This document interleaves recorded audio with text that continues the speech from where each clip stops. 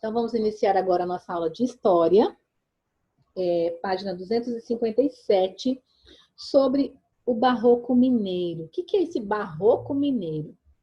O Barroco Mineiro, ele foi a primeira expressão artística brasileira. Então, foi genuinamente brasileira, né? O Barroco, ele é uma manifestação artística, né, de origem europeia. Ele surgiu na Europa, no final do século XVI. Aqui no Brasil, as peças vinham, né, as esculturas, as imagens de santos que a Igreja Católica trazia para enfeitar as igrejas e tal, vinham da Europa para aquelas pessoas que moravam no litoral.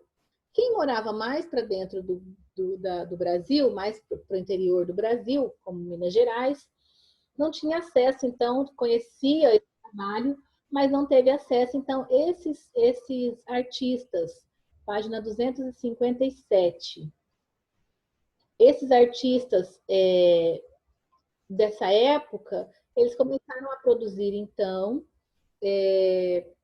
esse estilo, né, de arte com os materiais que eles tinham na região deles. Então, as esculturas feitas na Europa eram feitas em mármore, né?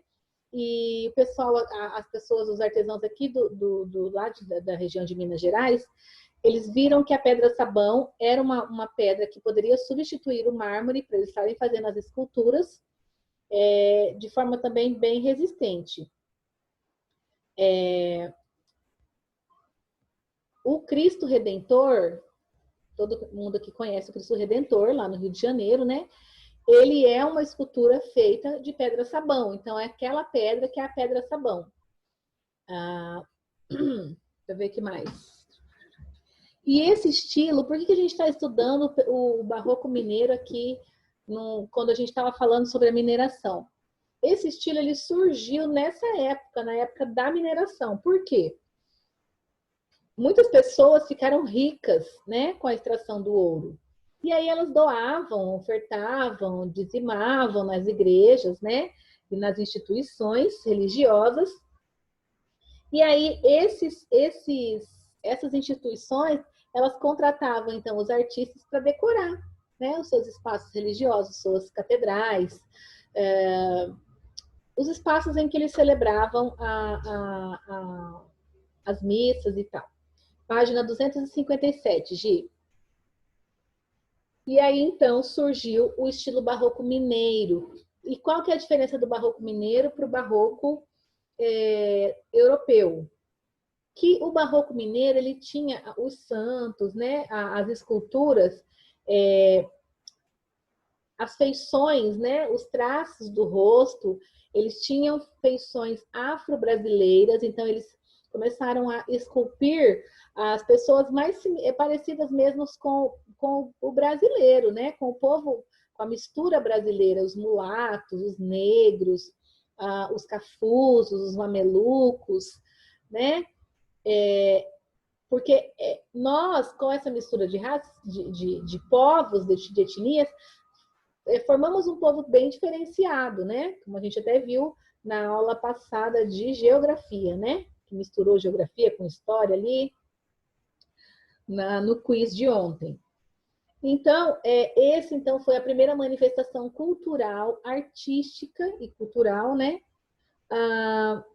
do Brasil, brasileiro. Então, surgiu lá na região de Minas Gerais. E aí, existem algumas construções que são tombadas, né, pela Unesco como patrimônio histórico. É um patrimônio histórico conhecido mundialmente. Lá na página 258, nós temos ali 2 exemplos que são da cidade, da região de Minas Gerais, que é o centro histórico da cidade de Diamantina, né? A arquitetura dele, a forma como ele foi construído, né? A decoração das paredes, ela tem influência do Barroco Mineiro. Assim como também a Igreja São Francisco de Assis, né, que foi projetada por Aleijadinho. Eu vou passar um vídeo para vocês vão conhecer um pouco mais da história de Aleijadinho. página 258, para quem estava perguntando aqui. Que são essas duas imagens aqui, ó. Então, essas duas construções, elas são consideradas patrimônio histórico brasileiro, né? Na verdade, é mundial, né? E aí também, além de Ouro Preto e Diamantina, nós temos também outros patrimônios, né, do Brasil, que são também do mesmo período colonial, da época que as pessoas estavam colonizando o Brasil, que eles estavam... que o Brasil começou a se desenvolver e transformar em cidade. Então, lá em Salvador, né, também a cidade é considerada um patrimônio histórico. Por quê? Porque foi a primeira capital do Brasil. Então, ali todas as construções, todas não, mas as primeiras construções são muito antigas e contam um pouco da história do Brasil, né? Outro lugar também é o Centro Histórico da cidade de Goiás, que também entrou, né, na lista do Patrimônio Histórico Mundial da Unesco. E por quê? Porque as construções também datam, né, são mais ou menos daquela época da mineração entre os séculos 18 e 19, onde também descobriu-se ouro naquela região e teve também essa região, então, também recebeu pessoas que foram atrás de ouro, né? Então, essas são cidades que são patrimônios históricos. Aqui em Campo Grande, quais são os locais que são patrimônio histórico? A estação ferroviária, a vila ferroviária, onde são as casas que estão ali em volta da Feira Central, são patrimônio histórico. E uma coisa importante é que quando existe um patrimônio histórico, não se pode mudar. Então, tenho lá a casa super antiga e eu falo assim, eu quero modernizar minha casa. Não posso. Só pode ser mexido. A fachada tem que ficar igual, né? Não pode mexer, não pode mudar. E eu tenho que usar os materiais certos e ainda pedir autorização da prefeitura para poder fazer essa alteração. Ok? Então, eu vou passar, antes da gente fazer a correção da página 260, eu vou passar para vocês um vídeo. São 3 videozinhos, que está dividido em 3 partes. E aí, então, eu vou passar esse vídeo. E aí a gente volta e faz a leitura da página 260, ok? Então, deixa eu só compartilhar com vocês aqui uma tela.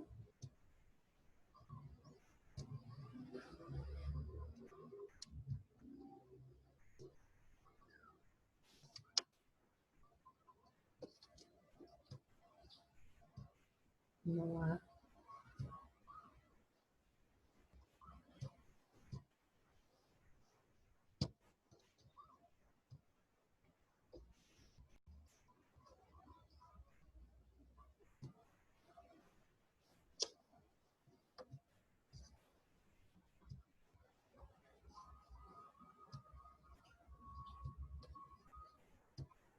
Descompartilhou, né?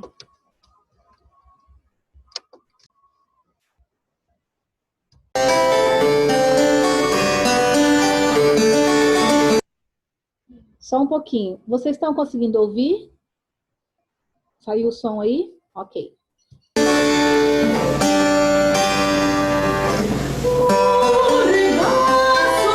Surgido no século XVII na Itália, o barroco...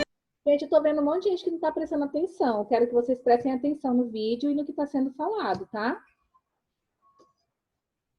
Foi mais que uma expressão artística. Tudo, arte, arquitetura, poesia, tudo isso viveu esse universo do barroco, que tem como característica principal o rebuscamento, né? Tudo muito rebuscado, muito excessivo. Tanta opulência para reforçar o poder do Estado e da Igreja. Reforça esse poder, tanto do absolutismo quanto da Inquisição Católica.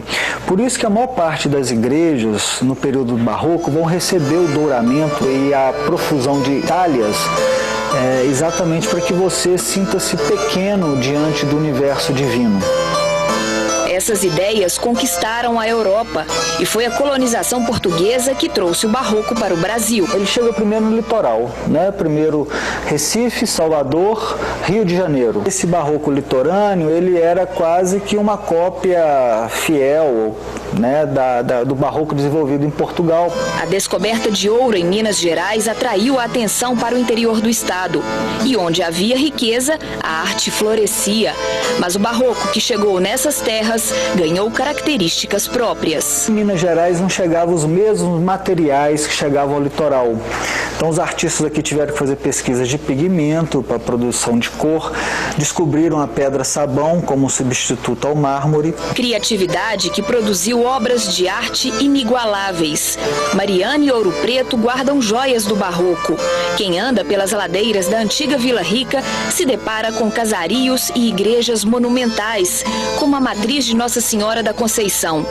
Elementos arquitetônicos, como colunas, altares e púlpitos, dão a ilusão de movimento. Os detalhes, como espirais, flores e anjos, são cobertos de ouro.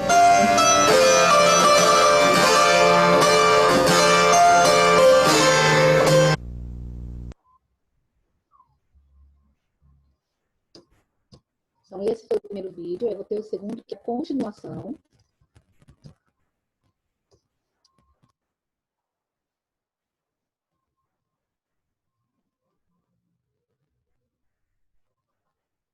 E essa continuação vai falar da influência, né, do barroco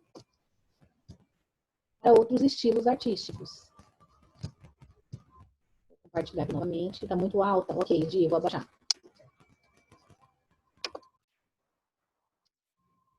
A partir da segunda metade do século XVIII, um outro estilo surgido na França, o rococó, influenciou os artistas locais, produzindo uma arte única no mundo. O momento do nosso apogeu seria a produção, né, por exemplo, do Aleijadinho e do Ataíde, já é uma produção que associa o rococó ao barroco. Antônio Francisco de Lisboa, o Aleijadinho, era filho de um mestre de obras e arquiteto português com uma escrava. O talento tornou um dos mais respeitados artistas da arte colonial brasileira. Escultor, entalhador e arquiteto, deixou obras-primas, como os Profetas no Santuário do Bom Jesus de Matozinhos, em Congonhas, e a Igreja de São Francisco de Assis, em Ouro Preto. O projeto arquitetônico e todos os elementos ornamentais, da porta ao altar, foram feitos por ele. Uma igreja síntese, né, do barroco mineiro, porque reúne, né, grandes mestres portugueses e seus discípulos, né, que, de certa forma, assumem a liderança dessas oficinas, né, já na sua maturidade. No caso do Aleijadinho e do mestre Ataíde.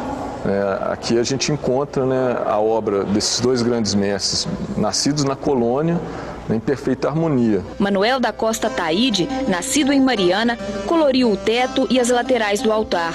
O uso de cores vivas é uma característica dele, assim como os traços mestiços dos anjos e santos. Chegou a pintar no couro, né, na madeira, usando pigmentações naturais e com pinturas também importadas, né, como o azul da Prússia, que ele vai usar e abusar no forro da nave de São Francisco.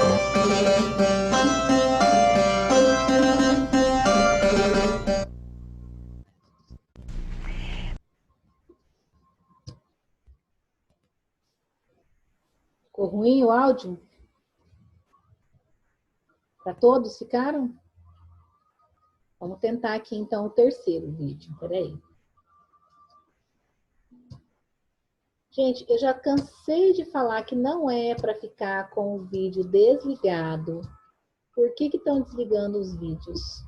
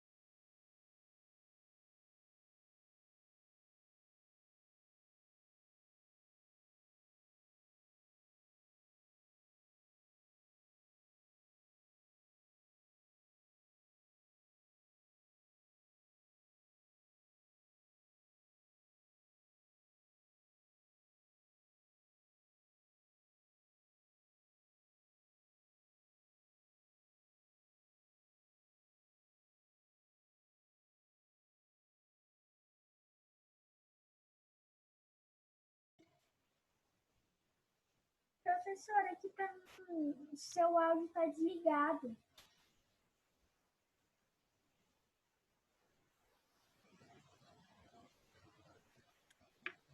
Você tá no mudo. Aqui tá falando que você tá no mudo aqui também.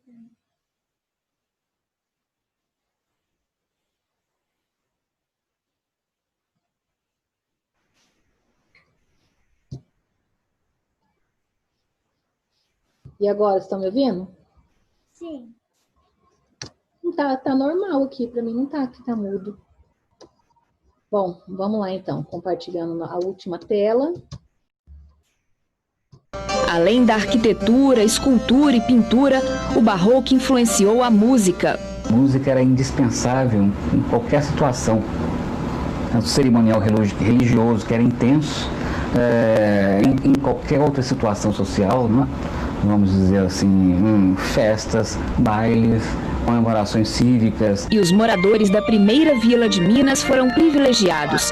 Mariana recebeu de presente da coroa portuguesa um órgão alemão do século XVIII. Hoje é o único exemplar fora da Europa. Ouvi-lo é reviver a efervescente história musical das Minas Gerais do ciclo do ouro. O órgão com certeza atuou nas cerimônias litúrgicas.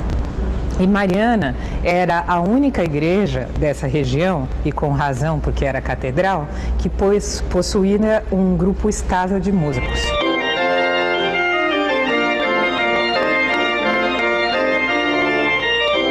As melodias daquela época tentavam expressar os diferentes estados de espírito da alma humana. Muitas coisas que estavam em voga na Europa, quase na mesma época, eram usadas aqui, mas de uma outra forma. Mostra um grau relativamente alto de atualização dos músicos brasileiros com relação ao que acontecia na Europa. E, por outro lado, uma liberdade de trabalhar com essas influências, dando a elas uma cara que não fosse simplesmente a da cópia. Mais uma vez, são os artistas mineiros inovando, criando uma música barroca própria. Que lembra uma brejerice, lembra até algo sertanejo, tem sons que lembram assim a música caipira do interior de Minas. E a música virou profissão de boa parte dos mineiros. É tanta originalidade, tanta obra-prima, que os profissionais ligados à área reforçam a necessidade de valorização do barroco mineiro. O barroco mineiro é a origem da arte brasileira. Quer dizer, se a gente pode falar assim, como é que surge a arte brasileira? Não é? No momento que ainda nem existia Brasil, no sentido que nós compreendemos hoje. Surge em Minas Gerais.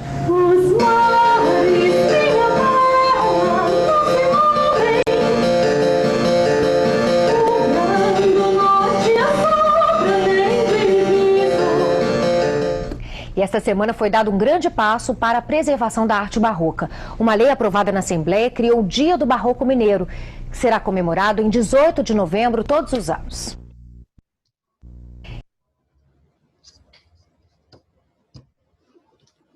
Então, a gente estava falando sobre a arte barroca, né?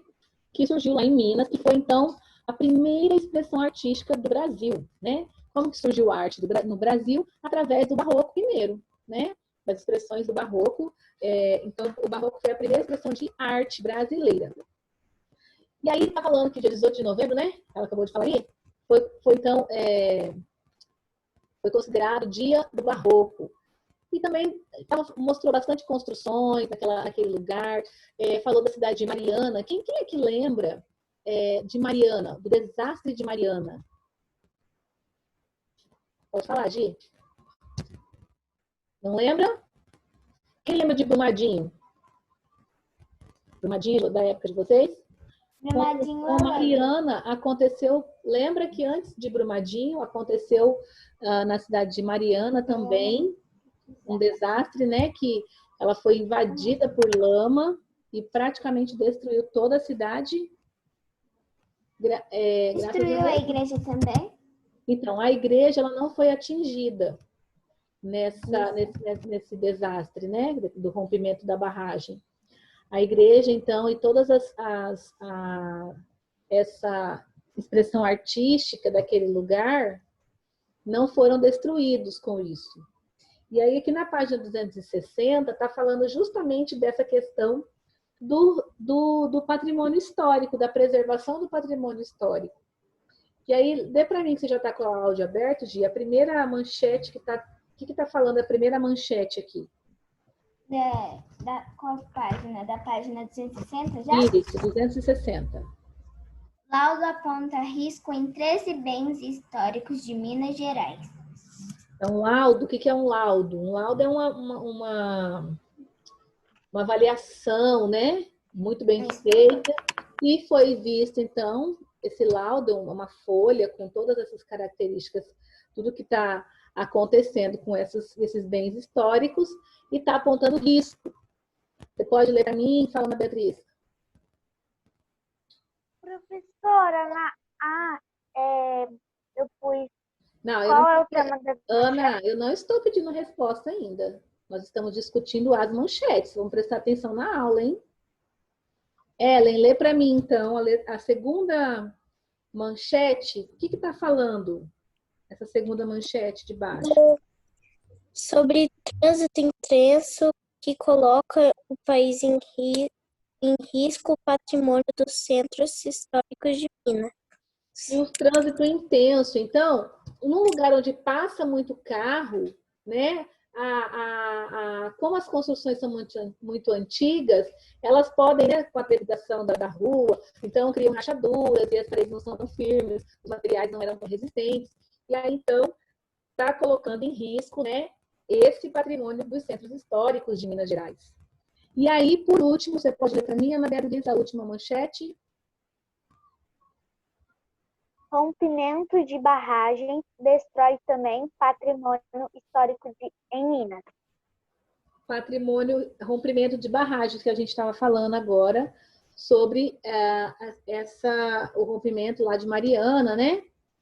Que destruiu também patrimônio histórico, não destruiu a igreja, mas alcançou alguns lugares que destruiu, então, os patrimônios históricos, um pouco da cultura, da história do Brasil. E aí, na letra A, está perguntando, então, qual é o tema das manchetes, Esther? O que você colocou?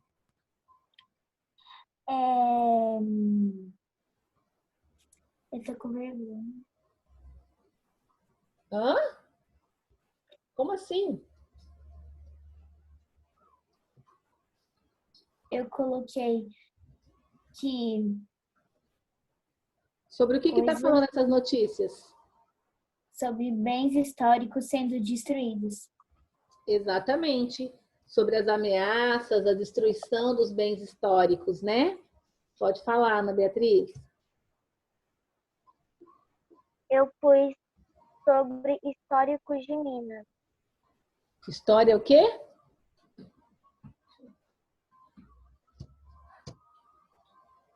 Históricos de Minas. Então, mas aí é o patrimônio histórico de Minas que corre risco de preservação. Aí só acrescenta, tá? Põe patrimônio primeiro, que o patrimônio histórico estão em risco, né? Pode falar, Gi, o que você colocou? Ah, não era Gi, era a... Pode falar, Gi. Possível destruição de bens históricos em Minas Gerais. Exatamente, a destruição dos bens históricos de Minas Gerais. Isadora, o que você pôs? Eu coloquei 13 bens históricos de Minas. A primeira palavra que eu não consegui entender. 13 bens históricos de Minas. Ou de Minas Gerais. Na verdade, assim, não é só isso que ele está falando. Aqui, uma das manchetes fala dos 13 bens históricos, né?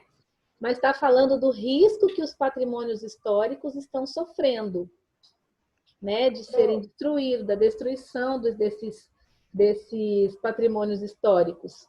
Eles estão correndo risco, no caso do trânsito intenso, está colocando em risco, né? Pode vir a precisar de reforma, as barragens estão destruindo, e fora os outros riscos que o laudo também já apontou.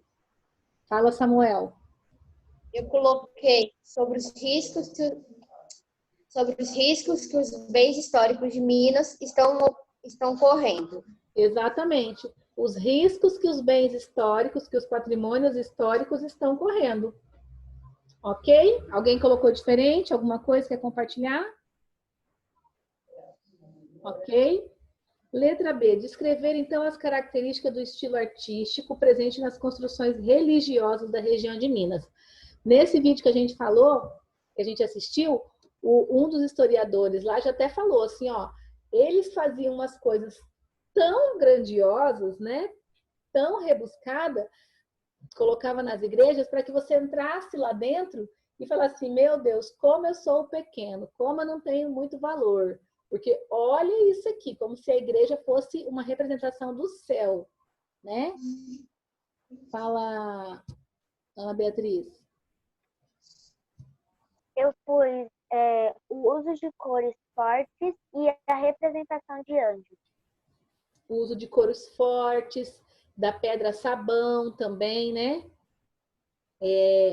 Mas uma das principais características é o excesso de detalhes, tá?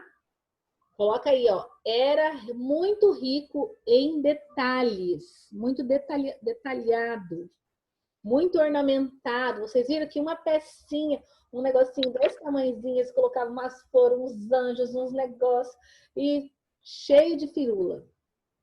E muitos eram cobertos por ouro, né? Nem todas, Gi. Do período colonial, é mais da região ali de Salvador, Minas Gerais, Goiás. Goiás foi um pouquinho depois, na verdade. Mas mais Salvador e Minas, que foi dessa época do período colonial, tá? Então, características, né? Usavam cores fortes, a pedra sabão, o que mais? Eles também... As representações de anjos tinham feições afro-brasileiras, as esculturas tinham feições afro-brasileiras. Então, essas são as características. Fala, Ana.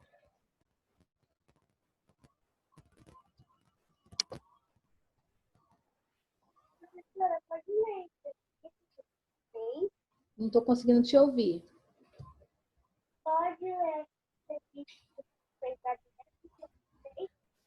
Tá falhando o seu áudio, tá? Não estou conseguindo entender. Na questão de número 3, está pedindo a opinião, então, como a gente pode contribuir para a preservação das construções históricas. Ellen, o que você colocou nessa questão? Professora, eu tive um pouco de dúvida e eu não consegui responder. Essa aqui? Mas como que eu posso preservar uma construção, por exemplo? Cuidar para... O que é preservar? É proteger, não é? Então, como que eu posso proteger um patrimônio histórico, por exemplo? Uma construção.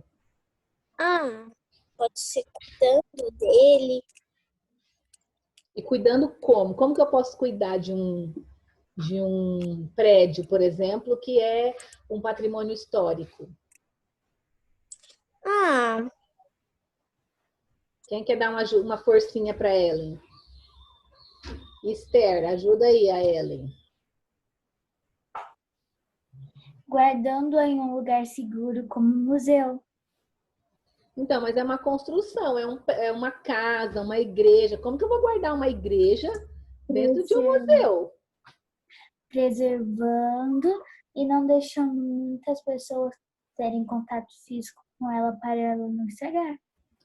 É uma forma, né, de você visitar, evitar danificar, não danificar o lugar, porque tem gente que quer ir lá e quer pegar, quer colocar a mão, e aí se eu venho aqui, tem um quadrinho aqui, se eu venho aqui e coloco a mão no meu quadro, é uma coisa. Agora pensa 500 pessoas por dia chegando aqui e passando a mão. O que vai acontecer nessa parte aqui? Vai ficar gasta, né? Então, como são muitas pessoas que visitam esses lugares, então a gente proteger, evitar danificar, né? É uma forma de proteger. Valorizar as construções também é uma forma de proteção. E também outra coisa que é importante é denunciar a depredação. Se você vê que tem alguém pichando, que tem alguém destruindo, quebrando vidro de um lugar, de um patrimônio histórico, você liga para a polícia, né? Faz a denúncia que tem alguém destruindo o patrimônio histórico. É claro que, como eu falei para da manhã, vocês não vão sair gritando, vou ligar para a polícia! Não, vocês viram, vocês só ligam, tudo em silêncio, porque é uma pessoa que tem, que ela é capaz de destruir alguma coisa, ela também, ela já tem indício de violência. Então, tem que tomar muito cuidado para não acontecer, né, de vocês até sofrerem uma agressão física devido a essa denúncia. Então, evitar se expor e fazer a denúncia anônima. Alguém colocou aqui, preservando as coisas quando estão preservando a história, procurar não fazer destruições e se preocupar com a segurança. Isso mesmo. Quando a gente preserva, a gente está preservando uma construção histórica, a gente também está preservando a história do Brasil. Fala, Ana Beatriz. Não prejudicar a história. Hã? Não prejudicar as históricas. Isso, não prejudicando também, não danificando, né? Tira o prejudicar, coloca por danificar, tá? Professora, a gente pode ler entrevista? Pode. Você fez a entrevista sobre como que fala? Os impostos? Sim. Pode compartilhar, então. Tá, peraí. Mais alguém quer compartilhar a entrevista que fez da página? Pode falando, Gi, que a tela abrir. Peraí que eu tô... Ah, tá. Então vai, Ana. Já terminou aí? Achou aí? Achei. Nome, Odinei. Idade, 48. Aí eu perguntei a letra A. Aí ele respondeu que sim, que ele paga IPTU, IPVA, IR. Na letra B, quando pergunta em sua opinião o valor desses impostos é justo, ele disse que não. E você acha que o dinheiro arrecadado pelo governo com impostos é bem investido? Na letra C, ele disse que não. Na letra D, a gente perguntou qual é a importância da transparência na administração dos recursos públicos. Aí ele me disse que é o fato do cidadão saber onde os recursos estão sendo investidos. Dinheiro que ele está pagando de imposto, para onde que está indo, né? Na letra E, perguntava, você considera importante que a população fiscalize o uso do dinheiro arrecadado pelo governo? Ele disse que sim, e o porquê é para evitar que o dinheiro seja usado para fins que não sejam corretos. Na última, quando perguntam na sua cidade quais setores você acha que devem ser priorizados pelo governo na aplicação do dinheiro de impostos, ele disse que era a saúde. E o porquê era que com a saúde o cidadão pode gerar emprego e renda. Ok, e é você, Ana? Só vai falando a resposta da A, B, C e D, tá? Na A, o que o seu entrevistado respondeu? Peraí. Nome, Leonardo, idade 43 anos. Na A, sim, impostos de renda